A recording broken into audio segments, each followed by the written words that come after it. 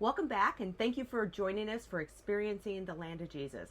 Today's a little bittersweet because it's our last video that we're going to be with y'all. There's plenty more to see in Israel, but as far as we're talking about, yep, this is it. After 13 weeks or so, we've talked about That's been a long time. inside Israel. But yeah. I've thoroughly enjoyed jumping in and just researching everything and just sharing it all with you. So just a quick recap. We were in the city of Jerusalem, and it is divided into four quadrants. So you've got the Christian, the Jewish, the Armenian, and also the Muslim. Muslim. Thank you. Yes. And so on this map, if you take a look to the far right-hand side, you see the Temple Mount that is outlined there. Just to the north of the Temple Mount, that is the Muslim quarter of the old city of Jerusalem. But just north of the Temple Mount, there is a gate, and it is St. Stephen's Gate, or it's also called the Sheep Gate or the Lion's Gate. Now, real quick, the Lion's Gate, because if you look closely, you'll see lions etched into the wall just above the door. It's called the Sheep Gate because back in the first century, this is where they would bring the sacrifices in for the temple. And so the sheep and the animals would enter in through this gate. They would turn immediately to the left, and they were on the Temple Mount.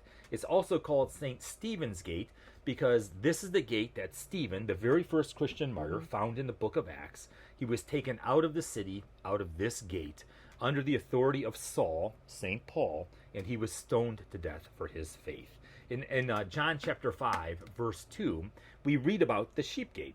The scripture says, "Now there is in Jerusalem near the sheep gate a pool, which in Aramaic is called Bethesda, and which is surrounded by 5 covered colonnades."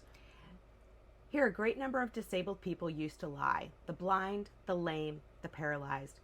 One who was there had been an invalid for 38 years. When Jesus saw him lying there and learned that he had been there in condition for a long time, he asked him, "Do you want to get well?"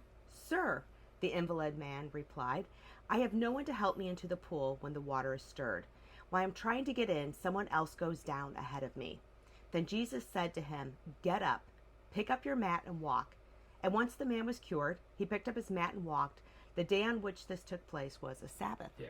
So if you walk into the old city through St. Stephen's Gate, you go down just, a couple hundred feet, and to your right are the pools of Bethesda.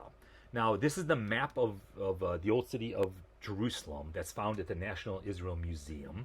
And there in the blue square, you see the pools of Bethesda.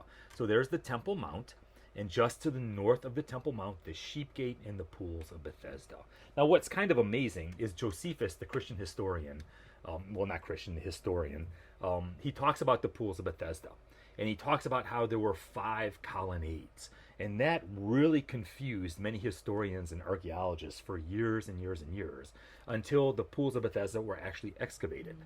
They found that there were 2 pools that were divided by a retaining wall, and that there were actually 5 colonnades, one on each of the outward walls, and then one dividing the 2 pools. And so it finally made sense to them. Thus, a 5-sided pool. And so if you were to go to the pools of Bethesda today, the archaeological remains can be extremely confusing. So I just kind of want to give you a quick map, and then we'll kind of delve a little bit into it. But may have been confusing. But what I wasn't prepared for is just how massive and how big the entire site was. Yeah. When you think of pools, we think of the swimming pool in our backyard, right? No, the pools of Bethesda were the major source of water, not only for the Temple Mount, but also for Jerusalem itself. And so we'll see here momentarily, these pools were extremely large. Now, there were 2 pools. There's the northern pool and the southern pool, and they were divided by a retaining wall or a dike. And you can see that pictured here in this illustration. Today, when you go, I said it's very confusing because there's all these archaeological remains. There's remains of the Byzantine church that was there. That's outlined in red. Byzantine means it was built in the 3rd century. So somewhere in the late 200s or 300s, this Byzantine basilica was built. And there are some of the remains that are still there today. You will also see remains of the baths that were there. These are pagan baths. These are little pools that the pagans would come in, and each pool would have a statue to a god. So whatever ailment you had or whatever god you were praying to, you could go and sit in that particular pool. And so there were several dozen different pools that were there. Then you can see the Crusader Chapel that was built in the 1100s. during the Crusader time. There's remains there. Then you also got the remains of, or not the remains, you got St. Anna's Basilica that's there as well. But just kind of give you an idea of what the pools look like. I mean, this is a picture of the southern pool. And that big arch you see in the middle there is the remains of the Byzantine church, the Byzantine basilica that stood. And so look at how deep, look at how massive this pool is. In Luke chapter 22, it records, beginning at verse 7. Then came the day of the unleavened bread on which the Passover lamb had to be sacrificed. Jesus sent Peter and John, saying, "Go and make preparations for us to eat the Passover."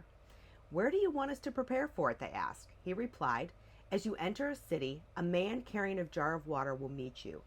Follow him to the house that he enters, and say to the owner of the house, 'The teacher asks, where is the guest room where I may eat the Passover with my disciples?' He will show you a large room upstairs, all furnished. Make preparations there." Yeah. So what jumps out at me about that passage, it's Maundy Thursday, right? It's the Thursday evening that Jesus was arrested.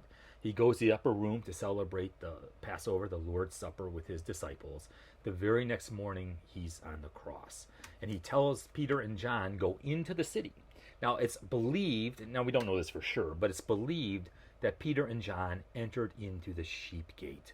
Because what was unique was a man carrying a jar of water. Why was that unique? Men don't carry jars of water, the women do. Yeah. So in the first century, it was the women's work to carry the water. But in this particular instance, there was a man carrying a jar of water. It would have made sense that he was somewhere near the pools of Bethesda. So it's believed that Peter and John entered in through the sheep gate.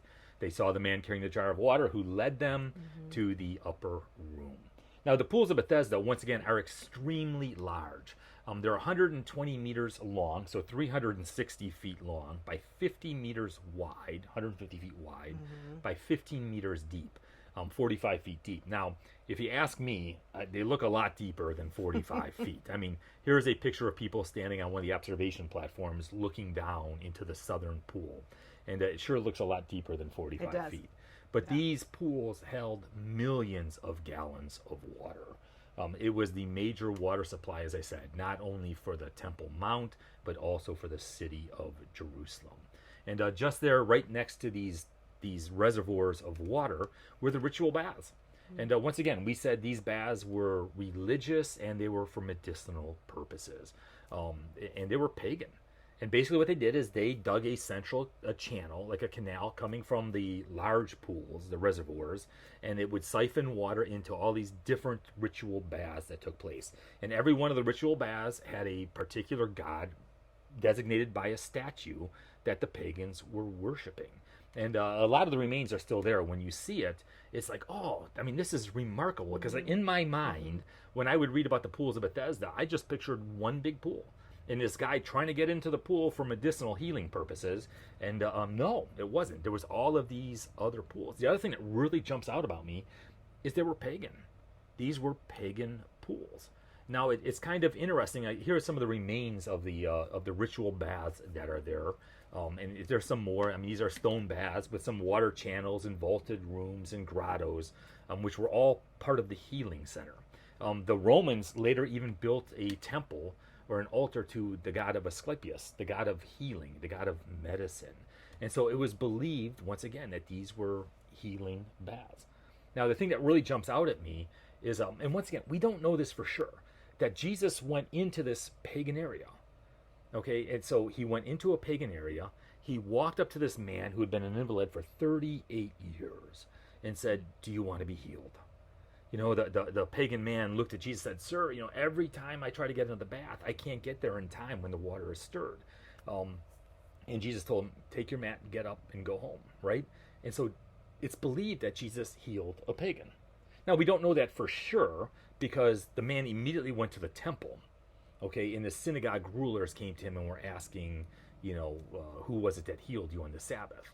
And we also do know that there were Jewish people that the tradition has it, the belief was when the waters were stirred, that an angel stirred the waters and that they could receive healing from it as well. And so once again, we're not really sure, but it's believed that Jesus healed a pagan and then he went to the temple to worship. And then he was asked, "Who healed you?" Anyway, from the remains, here is a picture of the Byzantine church. and you can just see how deep the reservoir was, and how, I mean, it's just massive. I mean, when you look at it, it's shocking. Yeah. When you first go in, I'm like looking at these giant reservoirs, going, "What is this?" And you go can just with- picture people that are all around here, Yeah. waiting to get into the water. And it's just, like Paul said, it was just amazing because you picture this small little pool. Yeah. Here is a mosaic that was actually discovered in 1884. It was actually discovered in Syria, and it was put together in the 6th century, so in the 500s, right? And in the 500s, it already has the basilica. It's in the circle. That's the pools of Bethesda up there. This is a map of Jerusalem from the 6th century, and it already has the Byzantine basilica up there as well, designating the pools of Bethesda. And it's also the home of St. Anne Basilica, or St. Anna Basilica right now. Once again, this was built by the Crusaders in 1140 AD. Traditionally, this is the site of the parents of Mary, Anna and Joachim. And it's believed traditionally that this is where Mary was born. And so, once again, there's a Roman Catholic Church there, and it identifies the traditional site of the birth of Mary. All right, so that's the pools of Bethesda. Bethesda simply means mercy or healing, so it's the pool of mercy, and it's quite a place when you go in. Like I said, once again, it can be, when you're looking at the archaeological remains, it can be kind of confusing. But when you just look at the pools, and you go, wow, I mean, this is remarkable. Yeah. And once again, I thought one of the greatest things I learned were all of the little pools, the ritual baths, and how they were pagan. And yet this is where Jesus came in and healed the invalid man. Just amazing. God's mercy, God's grace. So if you come in through St. Stephen's Gate, immediately to your right is the pools of Bethesda. You walk down the street just a little bit, almost catty corner to the Church of St. Anna, the pools of Bethesda. You will see Antonia Fortress. Now, this is a model of Antonia Fortress. You can see it as on the northwestern corner of the Temple Mount. It's depicted here with, and I usually see models, and it has 4 towers. The historian Josephus basically says it had 1 tower, and so I'm not sure where the historians got the 4 towers, but it's always been depicted with 4 towers. Antonia Fortress was the military headquarters. It was the barracks built by Herod the Great. It was built in 19 BC, and it's named after Herod's, Herod's patron, Mark Antony, and so Antonia Fortress. This is basically where the Romans it was a Roman garrison. During the Second Temple period, the military was stationed here. Once again, Josephus talks about how there was a cohort, 500 military men that were probably stationed here on a regular basis. They were put there in order to squelch any uprisings. They were put there to keep, good order, especially on the Temple Mount. And the number of soldiers would swell during the high feasts, like the Feast of Passover. We know that the population of Jerusalem quadrupled, even multiplied by 5. I mean, there could have been as many as 250 people in Jerusalem during the Passover. 250,000 people, yes, in the city of Jerusalem. So from 50 to 250. I mean, they would have been sleeping in the streets. They would have been sleeping on the hillsides. It would have been ripe for an uprising. And so in the high feast like that, the number of Roman soldiers would have increased dramatically as well. And it's believed that this is where they were housed. It's kind of interesting because it's in the book of Acts, chapter 21 to chapter 23. We hear that the Jews were going to stone Paul. And it was the Roman cohort that saved him. They brought him back to Antonia Fortress before transferring him to Caesarea Maritime, before he was transferred to Rome. Yes, so if you go into it today, the remains that are there, you can walk in. It is actually a day school, and it is also a monastery. The Ecce Homo Monastery. Here is the Man Monastery. And you can go in today, and you can go down below, and they have the Roman street. This is a picture of the Roman street. And it's kind of interesting because in several different places on the Roman street, they have etched in, it was the flooring from the 1st century. There's game boards etched. They were playing parlor games. It was the Roman soldiers. They would etch the game board into the stone, and they would sit there and they would play games. So it's just kind of interesting to go in there. There's a lot of debate around Antonia Fortress. When Pontius Pilate came into town, did he stay in Herod's palace, which was by Jaffa Gate, the Praetorium, or did he stay in Antonia Fortress? I believe Antonia Fortress, it was for the common soldier. Okay, Antonia Fortress was a garrison. It was a barracks. Pontius Pilate would not have stayed in Antonia Fortress, although a lot of historians believe he did. A lot of other historians believe, and I kind of fall into this camp, that he would have stayed in Herod's palace. He was the boss, not Herod. He was the Roman procurator, right? He was the one in charge. Herod the Great was kind of a puppet of Rome, and Pontius Pilate would have been his boss. And so when Pontius Pilate came into town, he would not have stayed in the military barracks. He would have taken over Herod's palace. And so I believe Pontius Pilate stayed in Herod's palace down by Jaffa Gate, not here by the Temple Mount. All right, that plays a role when we come to Via Dolorosa, so remember that. But right now we're going to go from the northern part of the Temple Mount. We're going to go back to the southern part of the Temple Mount. And we're going to go to the teaching steps. Now, that little peninsula that you see there, that is the original city of Jerusalem, the city of David. And remember, once David died, his son Solomon built the temple, the first temple. The temple was destroyed, then the second temple. This is the second temple. Herod expanded the temple. And in the circle right there, just north of the city of David, you see the teaching steps. That would have been the main entrance into the Temple Mount. The teaching steps are still there to this day. And if you go to Israel, you can walk on the steps. They are amazing. You can look south. You see the archaeological excavations of the city of David. Now, What's interesting about the steps is they're all uneven. Yeah. And the significance of that is so when you're actually looking down as you're walking up the stairs, to be reverent. So, which I think is amazing. And also at the very bottom of the screen, you'll see a mikvah. Thank you, a mikvah. So people would have to come in and they would have to cleanse before they would go up the steps. So you can imagine all these steps being soaking wet. Yeah. People walking around being wet. Yeah. Getting ready to enter into the temple. I always thought that was kind of fun because they would do the ritual baths, right? They would go into the mikvah, ritual cleaning, then they would walk up the steps into the temple, or onto the Temple Mount. And as you said, the steps are uneven, and it prevented people from looking up at the temple, right? Their heads would be bowed. It was a sign of reverence. They would have to look at every step because every step was uneven, and otherwise they'd trip, break their teeth on the teaching steps. Anyway, so the teaching steps, we know from Scripture that Mary and Joseph, they presented Jesus in the temple at 8 days of age, right? So he visited the temple when he was an infant. We know that Jesus, when he was 12, he came back to celebrate the Passover. His parents, on a yearly basis, would have been celebrating Passover. When he was at 12 years of age, we know that Mary and Joseph, they're heading home, right? And Jesus stayed behind. He was teaching in the temple courts. We know that in the last week of Jesus' life, Holy Week, that Jesus would have been teaching in the temple courts. He would have been teaching on these stairs. It's recorded in Luke chapter 21, beginning at verse 37. Each day Jesus was teaching at the temple, and each evening he went out to spend the night on the hill called the Mount of Olives. And all the people came early in the morning to hear him at the temple. Yeah, and so it would be here on the teaching steps that Jesus would have been teaching. I remember the time that they brought the woman caught in adultery. And the men, they picked up the stone to stone her, and they said to Jesus, the law says, Moses says that we're called to stone her. And Jesus said, you without sin can cast the first stone. And one by one, they dropped the stones and walked away.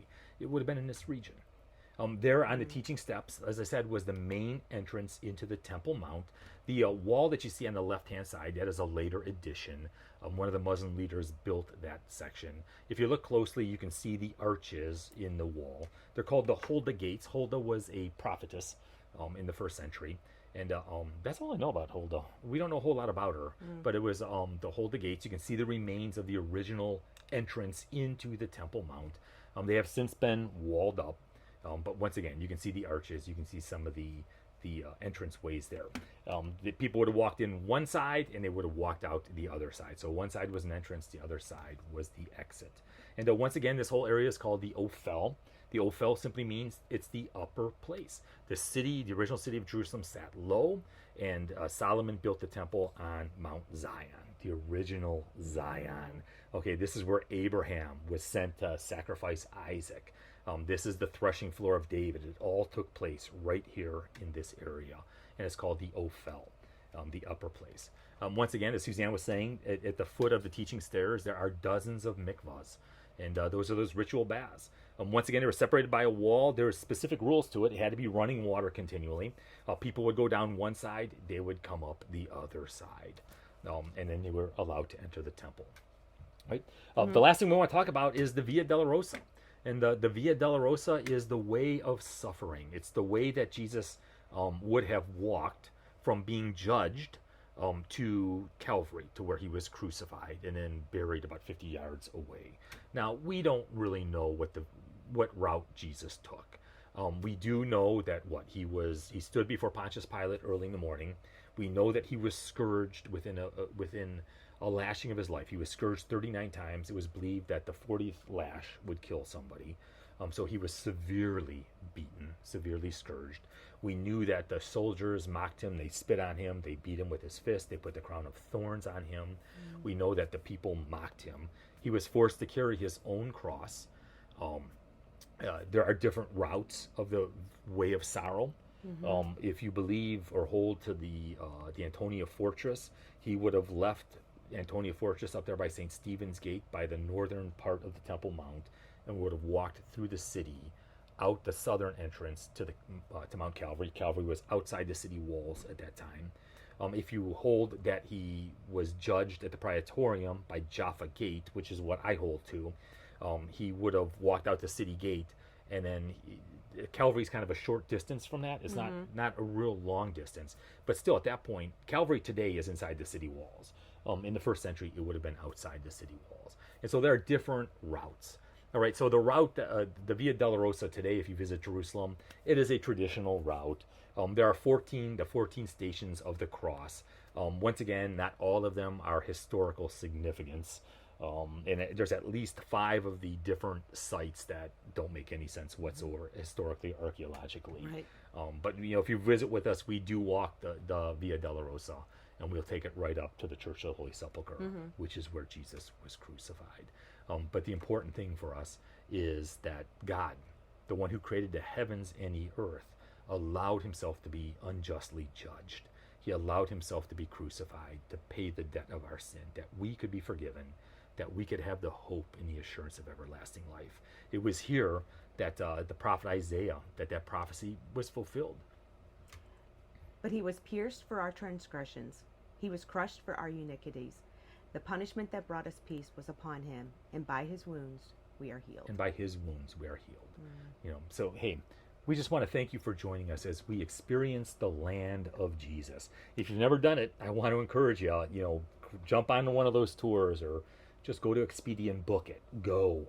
You will be blessed. It is an amazing place to just walk where Jesus walked, to see all of those places that the scripture just makes so clear. It makes the scripture come alive. Hey, we want to thank you for joining us. You have a great day. God bless, and live love.